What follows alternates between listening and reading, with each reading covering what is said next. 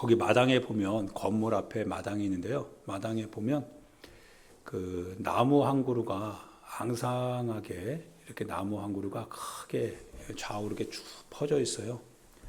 근데 가까이서 보니까 노란색으로 이렇게 물든 것처럼 이렇게 점점점점점점점 이렇게 있어요.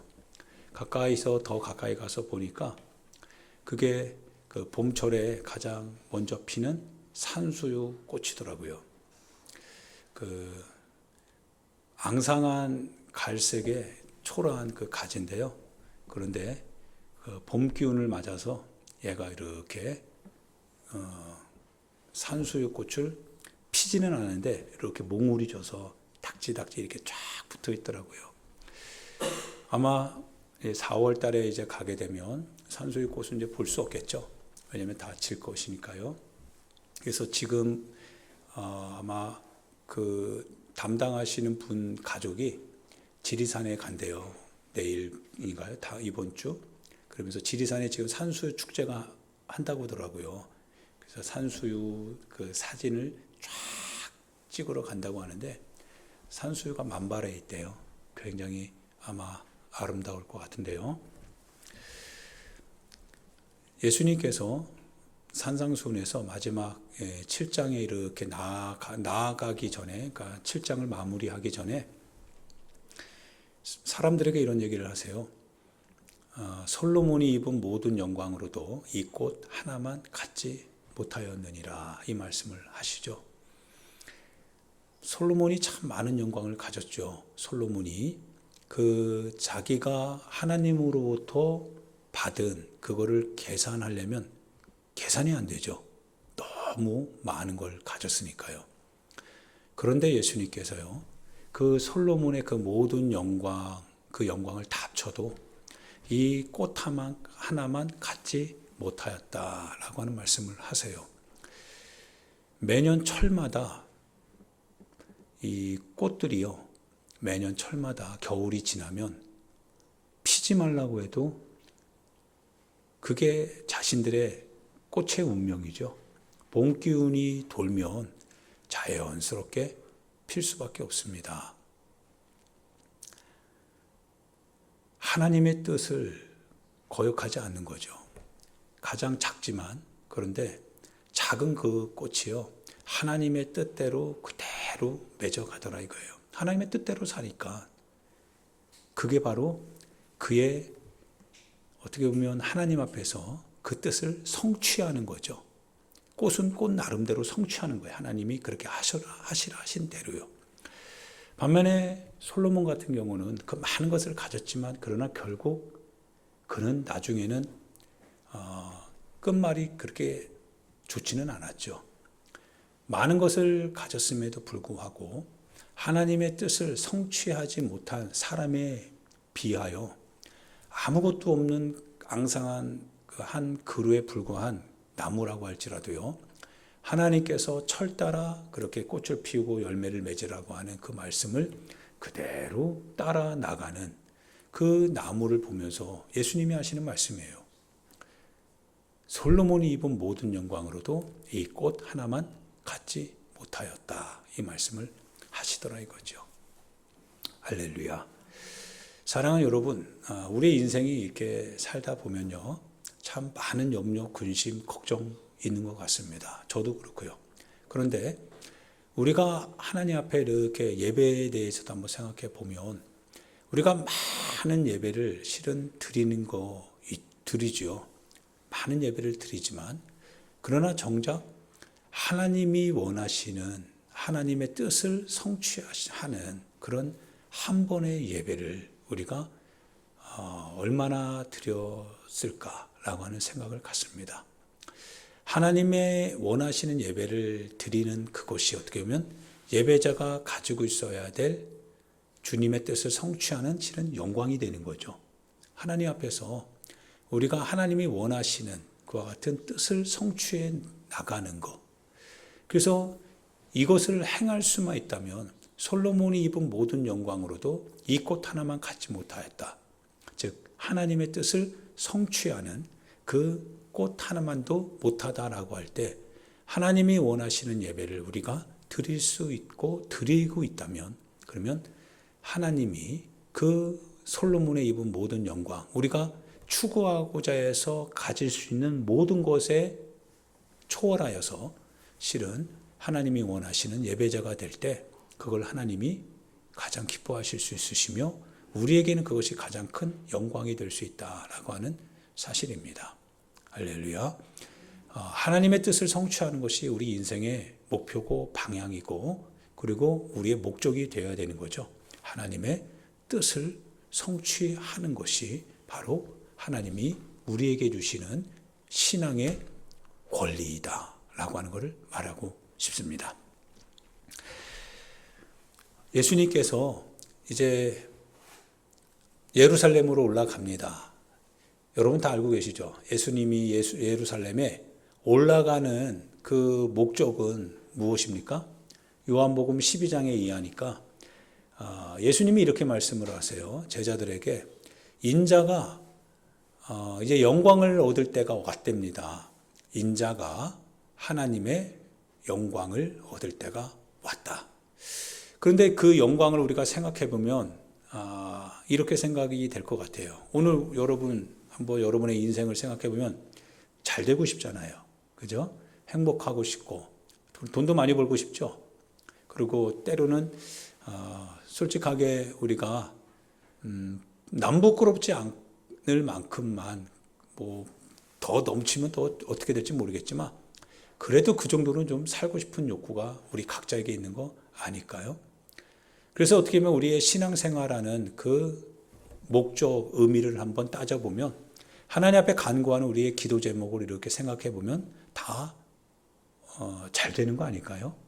잘 되고 번성하고 그리고 풍요로워지는 거, 안전하고 그리고 무엇인가 불편하지 않는 거. 실은 그것이 우리 인간이 가지고 있는 어떻게 보면 하나님 앞에서 바라는 신앙생활의 목적은 아니라도 하나의 어떤 가지는 될 수 있겠죠. 근데 예수님께서 이제 인자가 영광을 얻을 때가 왔다라고 말씀하시는데요. 그런데 그 영광을 얻을 때가 왔다라고 했을 때 제자들은 그것을 하나의 권력이라고 생각했던 것 같습니다. 그래서 야고보가 요한이 다른 제자들이 먼저 선수 치기 전에 이 베드로와 이 야고보와 요한이 먼저 선수를 칩니다. 그래서 예수님께서 영광을 얻을 때가 왔다라고 하는 그 주님의 선포와 함께 이 제자들이 와서 예수님께 이렇게 요구하는 거죠. 요구합니다. 기도가 이렇게 되면 좀 곤란해질 것 같아요. 우리가 하나님 앞에 요구할 때 이런 요구가 되면 아마 주님이 허락을 해주시지 않죠. 허락해주지 않을 것 같습니다.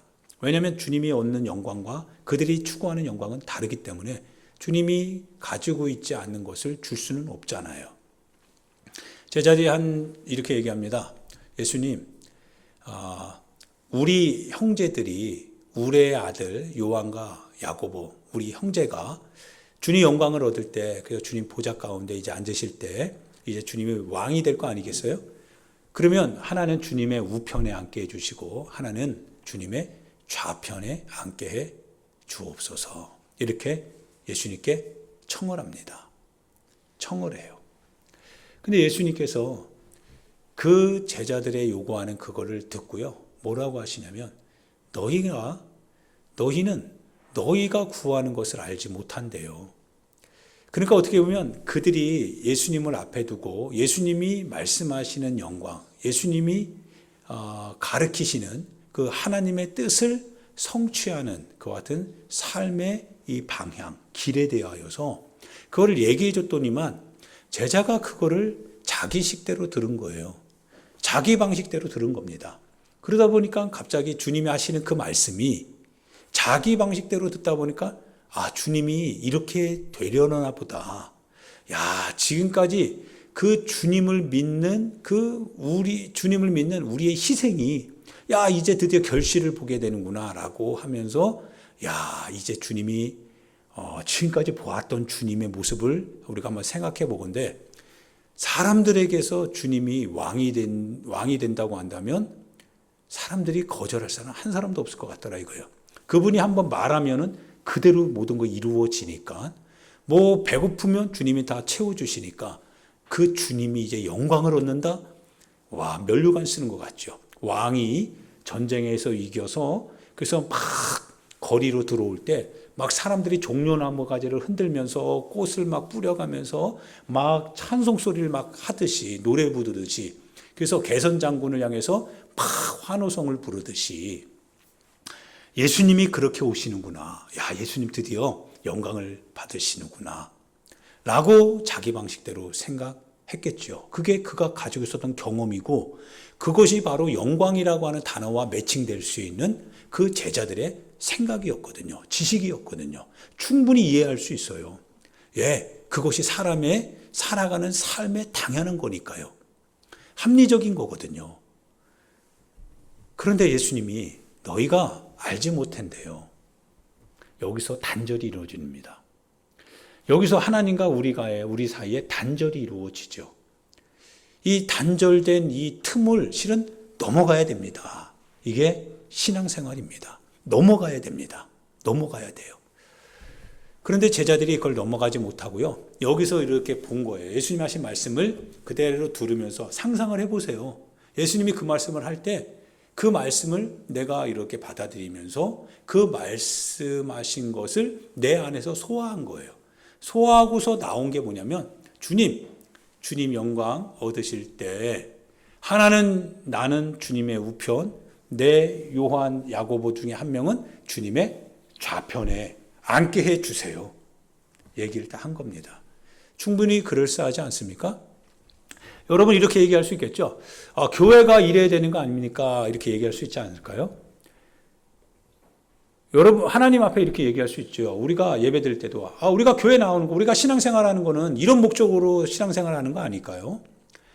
하나님의 사랑은 우리에게 이렇게 우리의 원하는 바를, 우리의 연약함을, 우리가 연약하여서 잘못하고 실수하고 이런 모든 부분들을 우리가 그걸 가지고 교회 나왔을 때는 교회가 그걸 덮어주는 거 아닐까요? 그래서 위로받으려고 온 거 아닌가요? 그래서 위로해줘야 되는 거 아니겠어요? 우리 이렇게 얘기할 수 있죠. 충분히 얘기할 수 있습니다. 병원에 가면 우리가 아픈 몸으로 병원에 갑니다. 딱꼭지를 어제부터 그저께부터 저녁에 새벽에 막 하기 시작했어요. 그럼 당연히 딱꼭지를 하고 있는 내가 딱꼭질의 사정을 갖고 있으니까 나으려면 어디로 가야 돼요? 뭐 내과를 가야 된다고 뭐 하시는데요. 맞죠? 그 내과를 가면 의사는 뭐예요? 내 이 아픔을 정확하게 진단해 줘야 되는 게 맞잖아요. 맞아요. 만약에 귀가 아픕니다. 그럼 어디로 가야 돼요? 이비인후과 가잖아요. 만약에 눈이 아프면 안과로 가는 거고요. 제가 피부가 건조증이 와가지고 굉장히 가려웠는데요. 피부 건조증을 낫기 위해서는 어디로 가야 돼요? 예, 피부과로 가야 되는 거죠. 거기서 처방전을 받아요.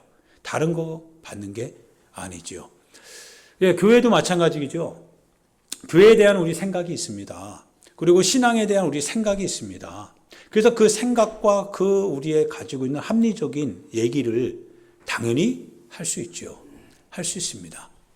그런데 만약 우리가 할 수 있는 그 모든 얘기들이요, 하나님의 뜻과 맞지 않는다면, 정말 우리가 요구하는, 우리가 생각하는 교회, 우리가 생각하는 하나님의 사랑, 우리가 바라고 우리가 소망하는, 그래서 많은 사람들로부터 우리는 어떻게 보면 그거를 우리가 직접 하나님으로부터 듣는 게 아니라 어떻게 보면 그럴 것이다라고 하는 여러 가지 큐티나 묵상이나 어떤 사람들의 교제 가운데서, 그러면서 하나님을 이렇게 승화시켜서 말하는 그와 같은 어떤 빛 좋은 그 같은 얘기로 인하여서 하나님 그런 분이시구나라고 하는 것을 우리 식대로 어떻게 보면 만들어 내어질 수도 있었을 것입니다.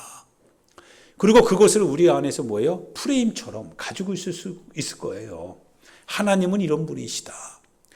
교회는 이런 교회다. 공동체는 이게 공동체다. 우리만의 하나의 어떤 종합 체계가 세워져 있을 수도 있을 겁니다. 그런데 문제는 뭐냐면요. 문제는 하나님이 그 안에 갇히지 않는다라고 하는 게 문제죠. 주님이 그 안에 갇히면 좋겠어요. 근데 주님이 그 안에 갇히질 않으신다는 게 실은 위기죠.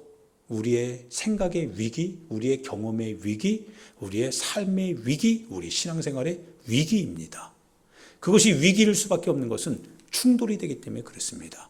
그 안에서 단절이 생기게 되면 거기에서 하나의 어떤 갈등이 빚어지기 때문에 그렇습니다. 그래서 위기가 되는 겁니다. 그래서 날마다 우리를 새롭게 하시는 주님 앞에 우리의 마음을 다시금 매일 주시는 하나님의 그 같은 메시지 앞에서 우리 자신을 내려놓을 수 있는 이 사람이 실은 성숙한 사람이 되는 거죠. 할렐루야. 그 작업을 하는 겁니다. 그래서 우리가 큐티하고 매일 묵상하는 거죠.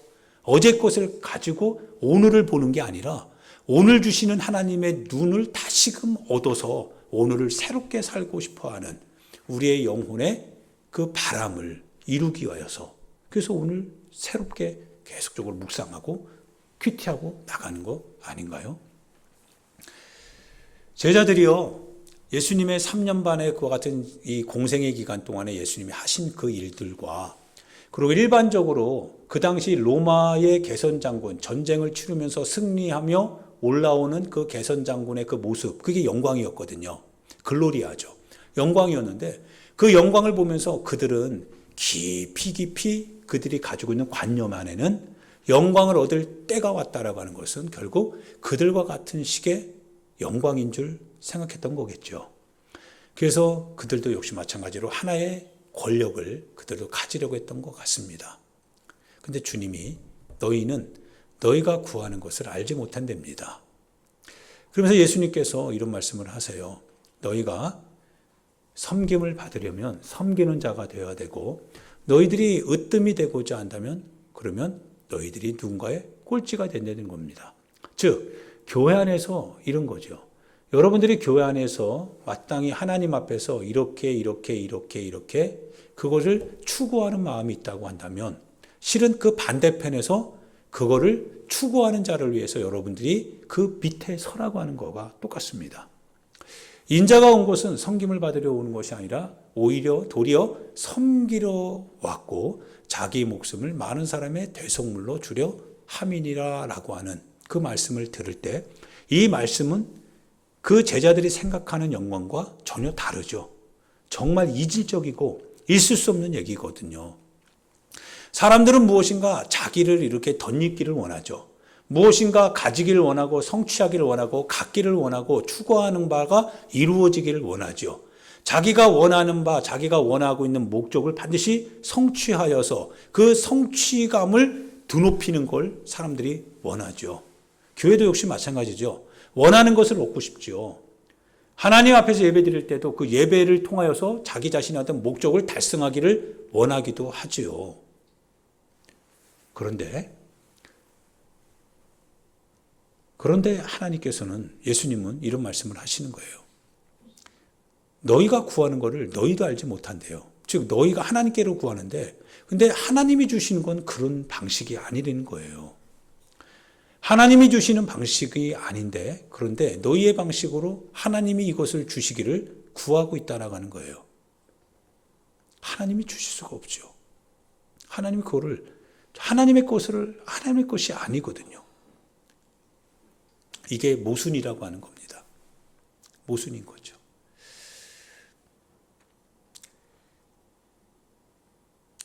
예수님께서요,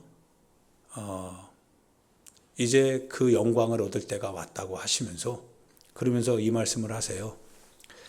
하늘의 미라이 뭐라고요? 땅에 떨어져서 뭐하지 않으면 죽지 아니하면 그냥 하늘 그대로 있대요. 다른 말로 말하면 신앙생활이 뭡니까? 신앙생활이 그냥 내가 살아있으면 그냥 그대로 있다는 거예요. 그냥 그대로 간다는 겁니다. 그대로. 그건 하나님의 뜻이 아니겠죠. 그건 하나님이 원하시는 영광이 아니다라고 하는 거예요. 예수님이 이 말씀을 한 것은 너희가 하늘 그대로 그냥 생사람으로 그냥 살라고 하는 거예요. 그냥 그대로 가라고 하는 거예요. 그러면 그대로 될 수밖에 없다라고 하는 거. 이거는 주님이 원하시는 바가 아니라 신앙이 뭐냐? 하늘의 미랄이 너희들인데 너희들이 땅에 떨어져서 그대로 살아있다면 그러면 그것은 미랄의 의미가 아니라는 거예요. 영광이라고 하는 건 하늘의 미랄이 땅에 떨어져서 죽고 그 죽음을 통하여서 거기에서 생명이 움튼다라고 하는 거예요. 생명이 나와서 거기에 많은 나달들이 열매를 맺게 된다라고 하는 겁니다. 그런데 누구는 없어요? 자기 자신은 없는 거죠. 예, 교회 왔습니다. 교회 하는데 기대감을 가지고 오는 건 좋은데 그 기대감이 뭡니까? 기대감이 내 자신을 채우기 위한 기대감이 아닙니다. 어떻게 하나님의 뜻을 성취해 갈 것인가에 대한, 어떻게 하면 하나님의 뜻을 성취하기 위하여서 나는 부족하잖아요. 우리는 부족하잖아요. 그런데 그 뜻을 성취하는 것이 내 인생의 목적이고 목표이기 때문에 내가 하나님의 뜻을 성취할 수 있다면 그것이 바로 주님이 나에게 주신 목표에 대한 영광이 되기 때문에, 근데 그걸 내가 할 수 없거든요. 연약하니까. 그래서 하나님 앞에 예배드리러 올 때요, 하나님, 그 영광, 하나님의 뜻을 성취하기 위한 그 영광을 내가 이루어 내는 것이 내 삶의 최종 목적이 되는데, 근데 주님, 그러기에는 너무 부족하다 이거예요. 그래서 하나님, 나에게 힘을 달라는 거죠. 어떤 힘이냐? 내가 기고만장해지는 힘이 아니라 섬길 수 있는 힘이죠. 썩을 수 있는 힘이지요. 죽을 수 있는 힘이지요. 으뜸이 되는 것이 아니라 뭐예요? 꼴찌가 되어서 누군가에게 나달을 맺히게 만들 수 있는 거름이 되는 힘이지요. 희생하는 힘이지요. 이 힘을 달라고 하는 거죠. 그래서 예배를 통해서 나를 본다는 건 뭐예요? 나를 본다는 것은 내 모습이 어떤 모습이어야 한다라고 하는 것을 하나님으로부터 조명받는다라고 하는 뜻이지요. 이게 아니면 우리는 다 권력자가 되려고 할 겁니다. 여기도 권력자, 여기도 권력자. 주님을 통하여서 뭔가 내가 얻어서 한번 한몫해 보려고 하는 권력자. 그러니까 제자들 가운데 뭐가 생겼어요? 다툼이 생겼죠. 제자들 가운데 막 다툼이 생긴 거예요. 그러자 예수님이 그들을 불러드립니다. 세상 권력자들은 어떻게 사느냐? 권력 얻으려고 그들끼리 경쟁하고 갈등하고 정쟁하지 않느냐? 너희들은 그런 권력자들이 아니다라는 거예요. 너희들은 내 제자로서 내가 너희들을 그렇게 부른 것이 아니다라고 말씀을 하시더라 이거예요. 나를 따라오려거든 자기 십자가를 지고 하늘의 미랄이 땅에 떨어져 죽는 바로 그 희생 정신이 바로 내가 주님이, 예수님이 하나님의 뜻을 이룸으로 영광을 얻는 그 오직 하나의 절대적인 방식이다라고 하는 것을 알려주더라 이거예요. 너희도 이와 같이 행하라. 너희도 이와 같이 행하라. 이 얘기가 실은 복음이죠. 이게 신앙입니다.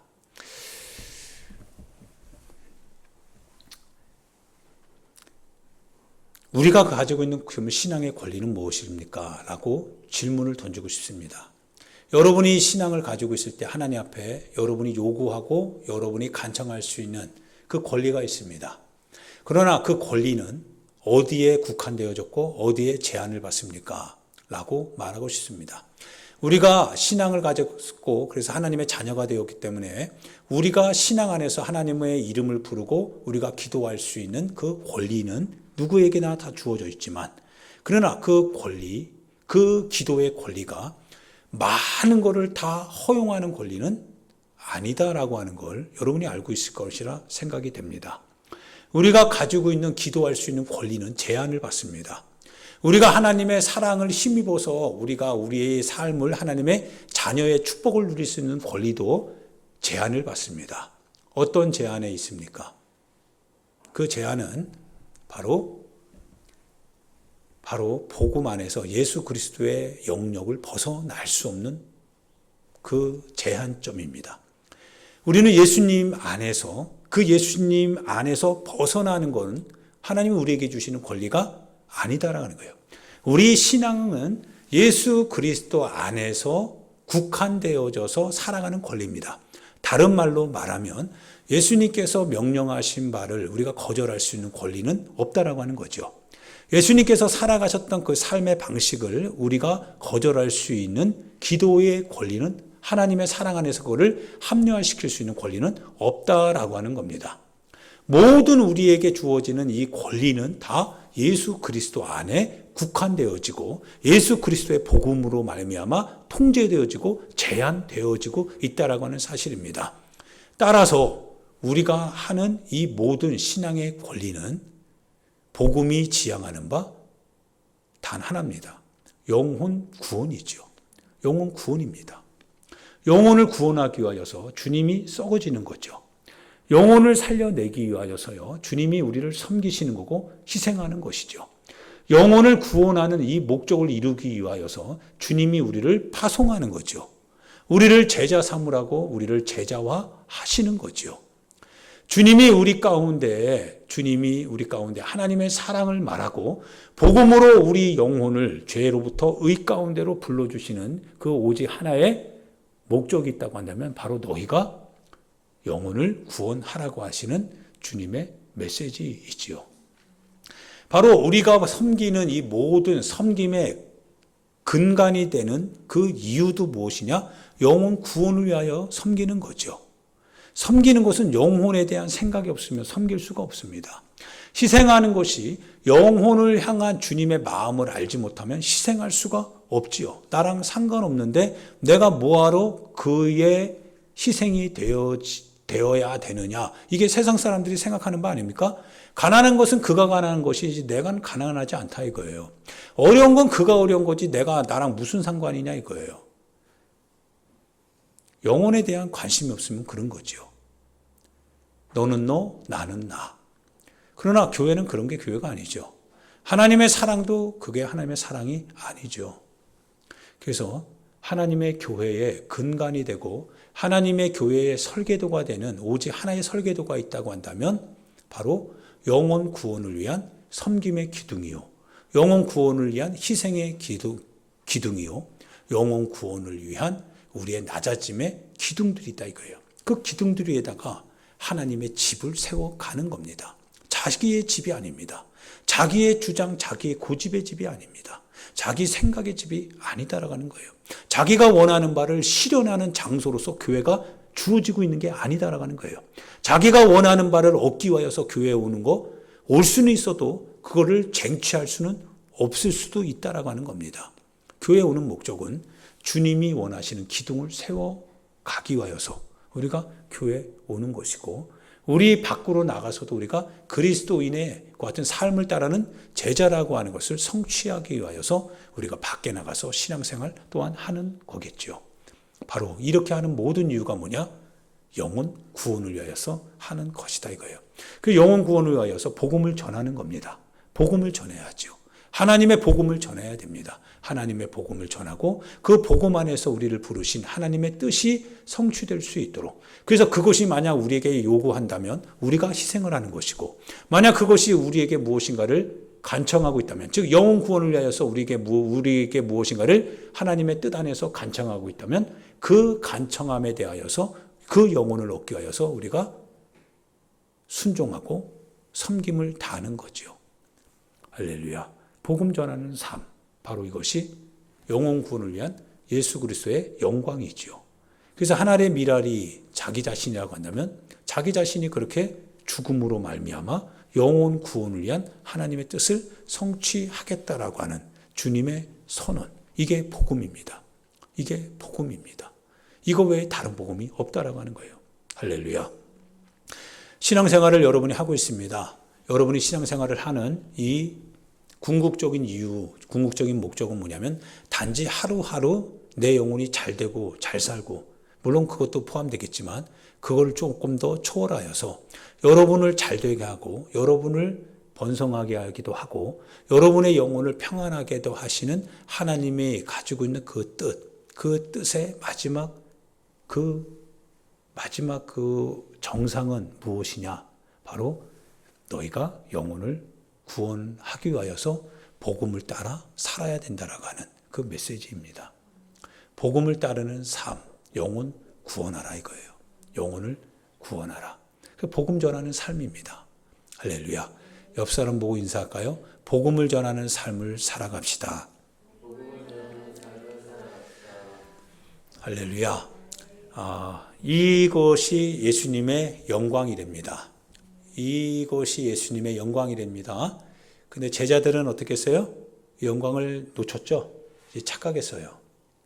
제자들은 권력을 얻는 걸로 알았어요. 자기 자신의 어떤 실리를 얻는 걸로 생각을 했습니다. 근데 예수님은 그거를 교정시켜 줬습니다. 너희가 알지 못한다라고 얘기하시면서 하나님 앞에 영광을 얻는 게 뭔지 아니? 어린아이 대하듯이 하나님 앞에 하나님이 기뻐하시는 거예요. 그게 너의 신앙의 목적이지? 너 신앙생활 하나님을 기쁘시게 하는 거지? 하나님이 기뻐하시면 좋지. 너의 삶을 통해서 너의 신앙을 통해서 하나님의 영광을 받으셔서 하나님이 기뻐하셔서 그래서 너를 칭찬해주고 너를 축복해주면 좋지. 그런데 그게 뭔지 아니? 라고 할 때 바로 영혼, 구원, 그걸 위한 복음을 따르는 삶. 그게 바로 영광을 얻는 삶이랍니다. 그게 바로 하나님의 영광이랍니다. 하나님이 기뻐하시는 거랍니다. 그 뜻을 성취하는 것이 하나님이 우리에게 주시는 면류관, 영광이랍니다. 복음을 전하는 삶을 살아야 됩니다. 복음을 전하는 삶을 살아야 됩니다. 살아가는 목적은 단 하나입니다. 복음 전하는 삶입니다. 이를 위하여서 여러분이 신앙생활하고 이를 위하여서 여러분이 복음 안에서 영혼 구원에 필요한 희생과 섬김을 해야 된다면 하는 것입니다. 이거 외에 우리가 달리 살아가는 방법은 없습니다. 이것 외에 우리가 하나님 앞에서 신앙생활하는 다른 방향, 의미, 목적 없습니다. 이것뿐입니다. 이것을 위하여서 여러분과 내가 주님 안에서 부름을 받았습니다. 이 은혜가 여러분과 제 안에 있기를 예수님의 이름으로 축원드립니다. 하나님 앞에 이 시간 기도합니다. 너희는 먼저 그의 나라와 그의 의를 구하라 하셨습니다. 그분의 나라, 복음입니다. 그분의 의롭다라고 하는 그분의 의, 영혼 구원을 위한 그분의 희생과 섬김입니다. 이거를 구하면 너희가 구하지 아니한 모든 것을 주님이 주신다 하셨습니다. 주객이 전도되면 안 됩니다.